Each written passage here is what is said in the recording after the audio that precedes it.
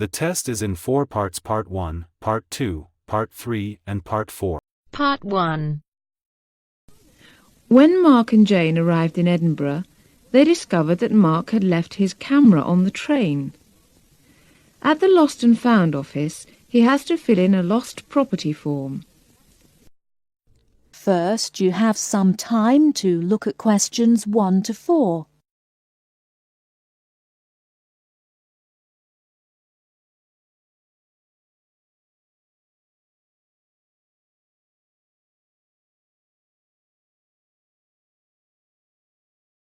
Now we shall begin. You should answer the questions as you listen, because you will not hear the recording a second time. Listen carefully and answer questions 1 to 4. Good evening, sir. Can I help you? Yeah, I think I left my camera on the train from London early today. Did you, sir? Oh, well. In that case, we'd better fill in a lost property form. Can you tell me your name? Yeah, it's Mark Adams. Okay. Your address? You mean in Britain or in the States? How long are you staying? Oh, I've still got a few months in Britain. Okay, then. Can you give me your address here? Right.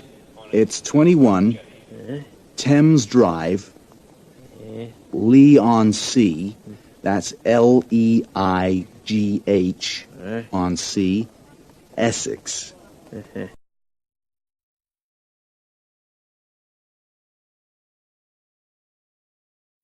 Before you hear the rest of the conversation, you have some time to look at questions 5 to 10.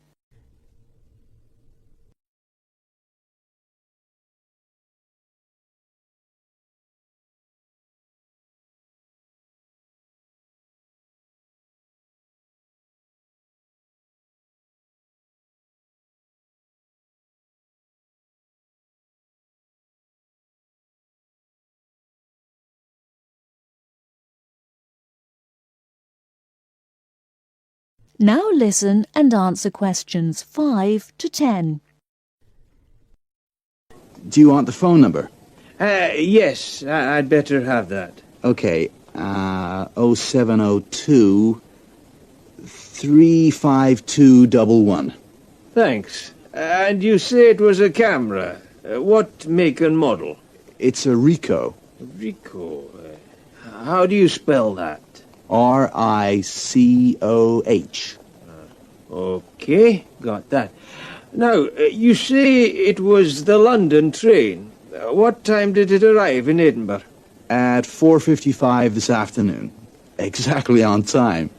Well then, if we find it, sir, shall we phone you? No, I think I'll drop in the day after tomorrow to check up. Right you are, sir.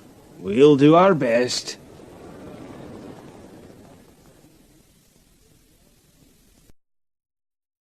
That is the end of Part 1. You now have half a minute to check your answers.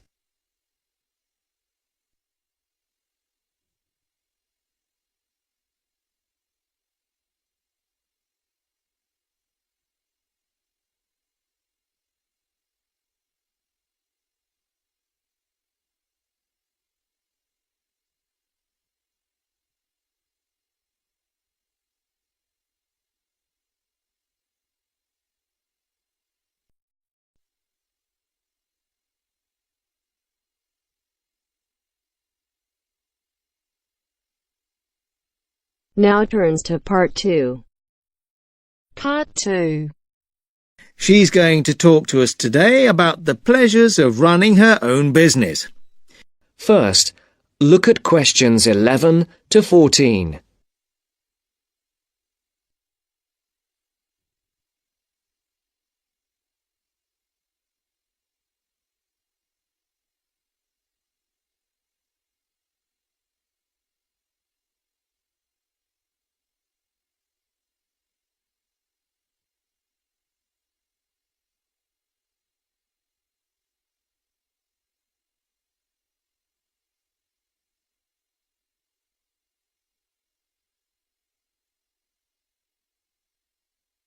Listen carefully.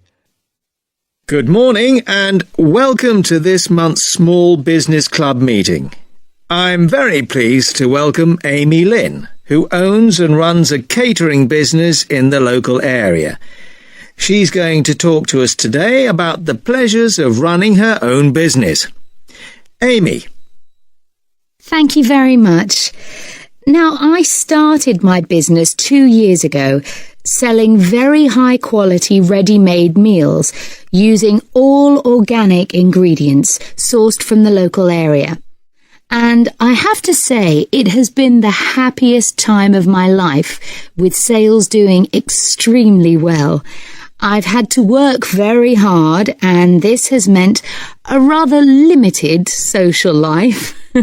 But I really value the fact that I'm my own boss, and I can decide what I do, when I think I'm ready to try something new and creative, and when to continue with what I'm doing, and so forth.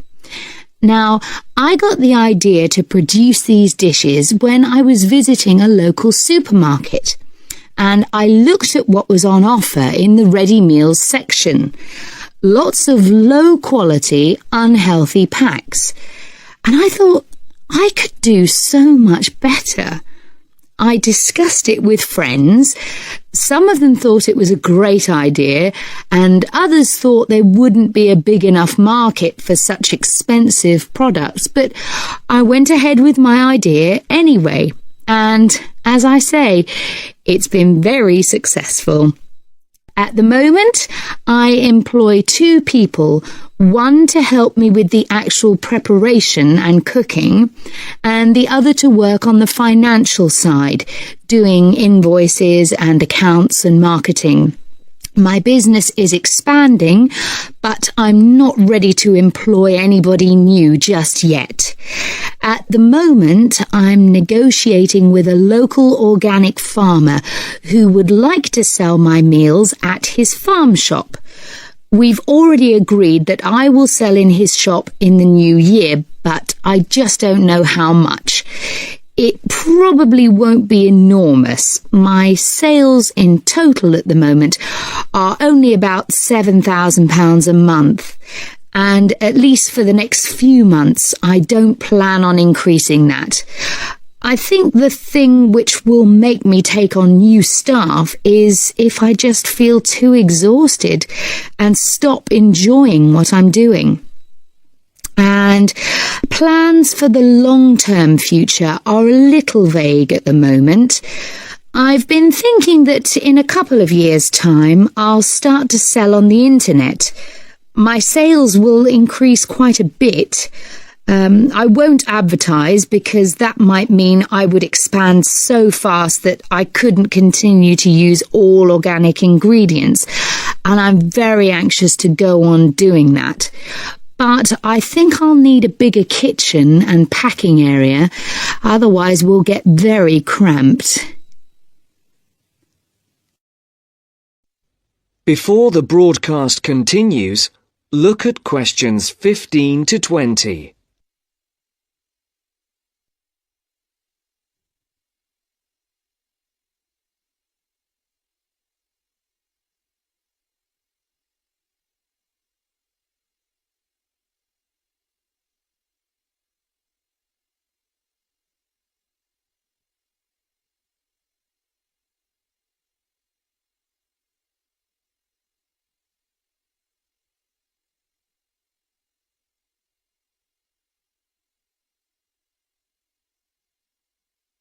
You will now listen to the second part of the talk.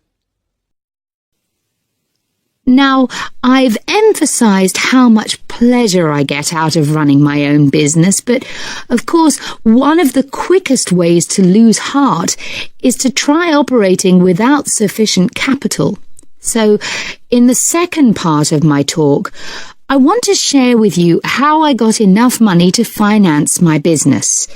The most significant part of my capital came from a grant from the Small Business Agency, or SBA, as everyone calls it.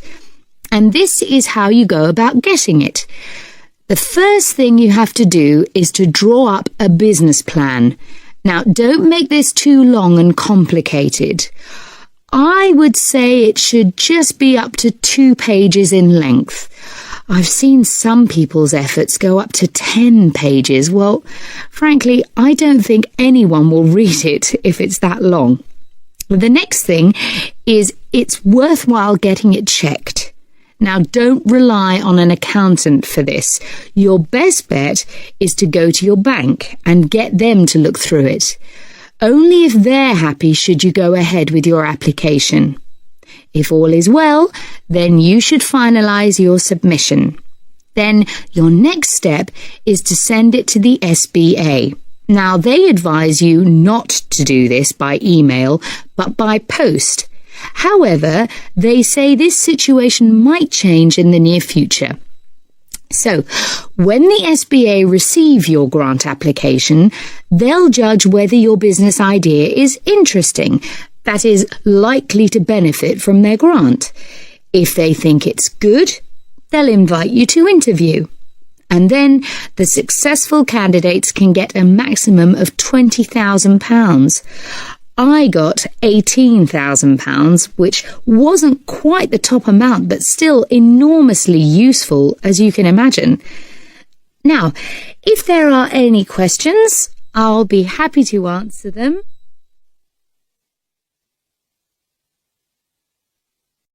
That is the end of part 2. You now have half a minute to check your answers.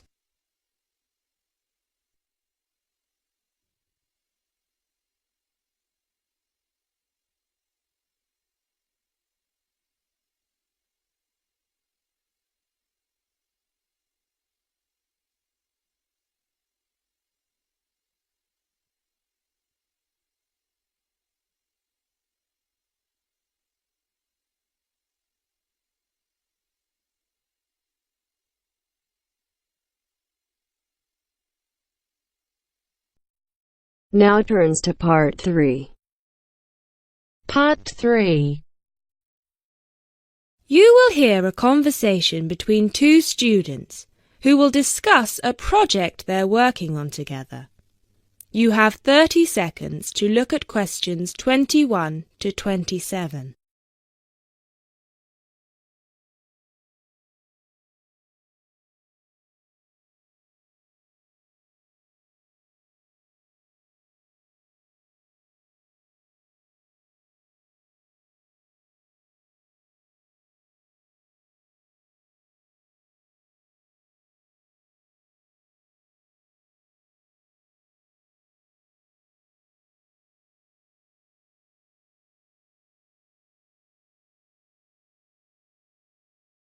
Hey Jess, glad you could make it.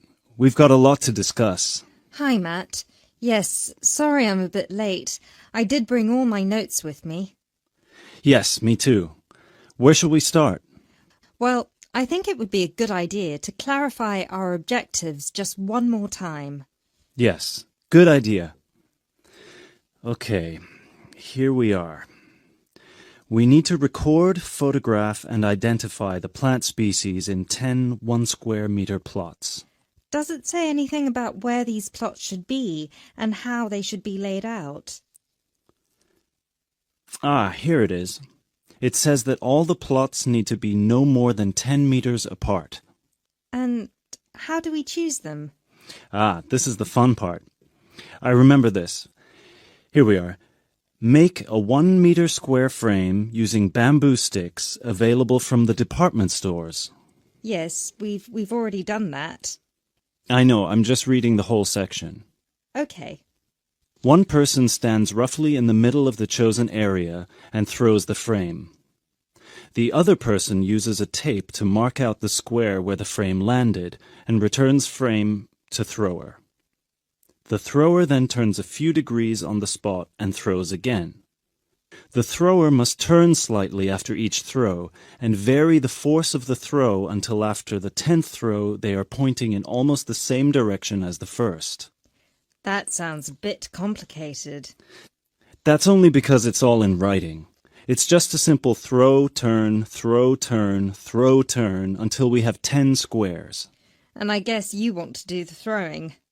Well, if you don't mind. I'm sure you'll be more accurate at marking the squares. Yes, I am sure I am, and I'm sure you've got a stronger throwing arm.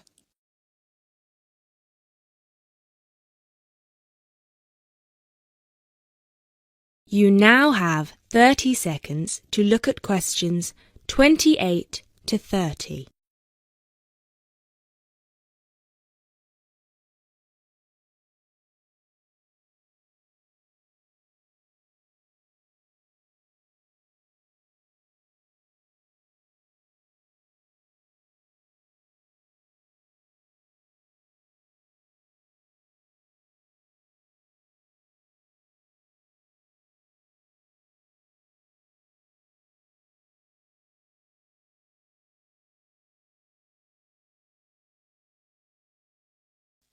Okay, good. We've got that sorted.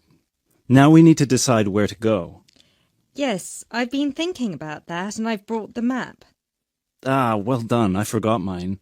Now, I've identified 3 possible locations, but they've all got some disadvantages. Okay, fire away. Well, the area around this lowland marsh could be interesting. There'll be a lot of interesting water plants here. Looks good, but what's the problem?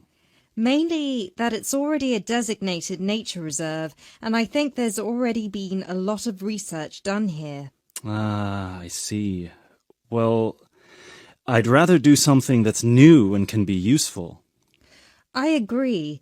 That's why I identified this area further west. See, here, behind the beach. Oh, yes, I see. That area there, where it's flat, but quite high. Exactly. If you look a bit further inland, you'll see that there are hills which will protect that area from strong north winds. I see. Excellent. But what's the problem? Just that it may not be very interesting. We know that the geology there is not conducive to a wide variety of plants. I agree. So what's your last idea? Well, I think this one is a bit of a winner, although I did want to show you the other 2. Look up here on the north coast. Where? See this bay? Well, I know that there's been quite a lot of studies done here, but a bit further to the east, behind this headland. No one has ever looked at that. Well, I certainly couldn't see any studies. That is interesting. And the plant life could be a bit different because of the shelter from the wind the headland provides. Exactly. Brilliant, Jessica. That's a great idea. We'll go there. Thanks. Now all we have to decide is when is a good time.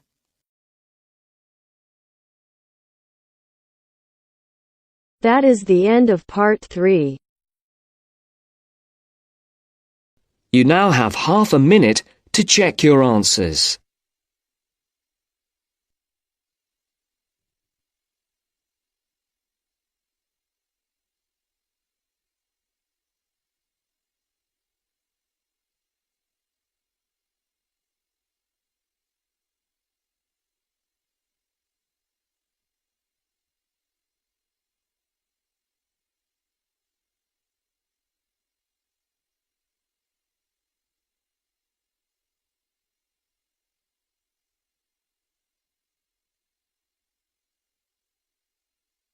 Now turns to part 4.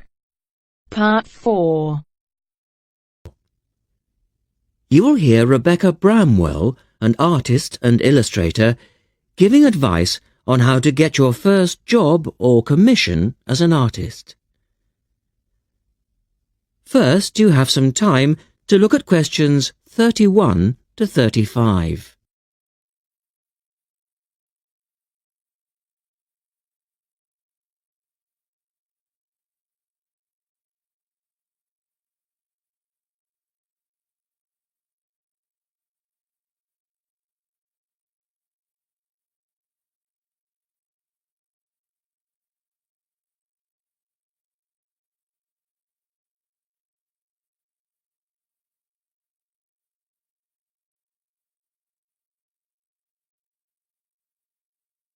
Now listen carefully and answer questions 31 to 35.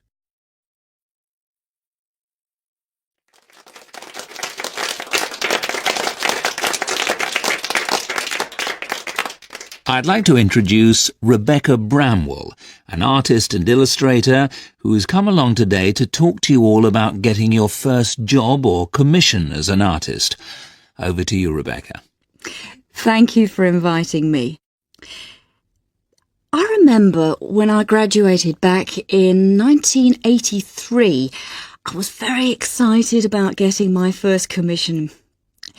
My degree was in fine art, and I'd worked long and hard to get it.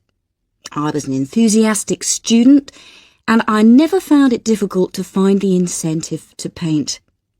I think as a student you're pushed along by fellow students and tutors, and the driving force is there. However, when you leave college, you find yourself saying things like, I'll have one more cup of coffee and then I'll sit down to work. I hate to admit it, but I say it myself. Suddenly, it isn't finding the inspiration or getting the right paper that's a problem. It's you. In my view, there are a number of reasons why this happens. It's a real challenge making a decent living as a new artist. You have to find a market for your work. Often you work freelance and need to take samples or portfolios of your work from place to place. These experiences are common to a lot of professional people. But artists also have to bare their souls to the world, in a way. More than anything, they want praise. If people don't like what they create, then it can be a very emotional and upsetting experience hearing them say this. I began to realise that these problems were preventing me from having a career in art, and so I decided to experiment.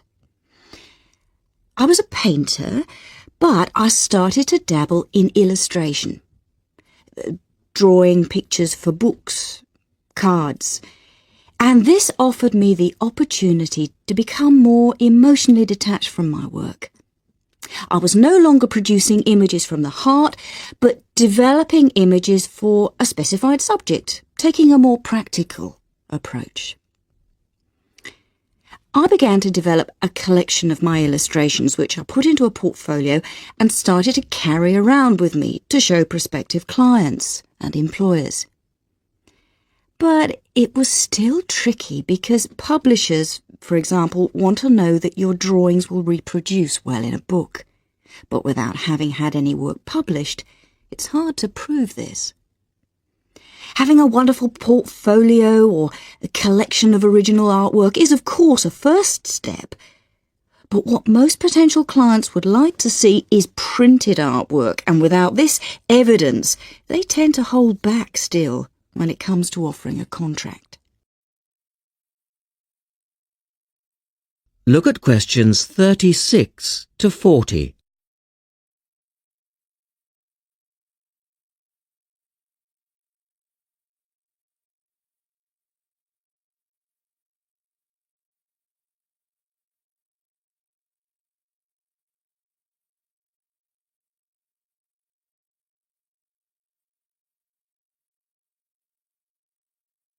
Now answer questions 36 to 40. Well, I overcame this problem in two ways. And I suppose this is my advice to you on preparing your portfolio of your best work. The first way was by submitting my work for a competition, and the one I chose was for a horoscope design and was sponsored by a top women's magazine.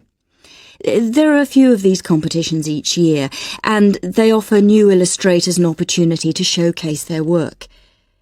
The other approach I took was to design and print some mock-up pages of a book. In other words, I placed some of my illustrations next to some text in order to demonstrate how my work would look when it was printed.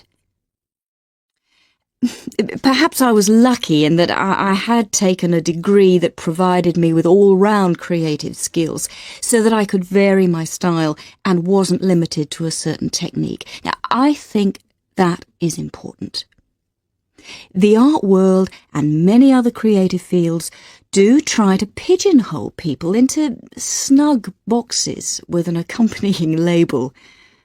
Now, I think you should try to resist this if you feel it happening to you. If you don't, you'll find it difficult to have new work accepted if you try to develop your style at a later stage in your career. Nevertheless, when you start out, and particularly when you're going for an interview, it's important not to confuse people by having a lot of different examples in your portfolio. One remedy for this is to separate your work into distinct categories. In my case, I did this by dividing my design-inspired illustrations from my paintings. It's then easier to analyse the market suited to each portfolio, such as magazines, book jackets, CD covers, etc. Working under two names is also useful, as it clarifies the different approaches and offers a distinction between them. I think it's been hard for artists to be recognised in anything other than the pigeonholes that they've been placed in. Luckily, these barriers are slowly being demolished. So I really do wish you all the very... That is the end of part 4. You now have half a minute to check your answers.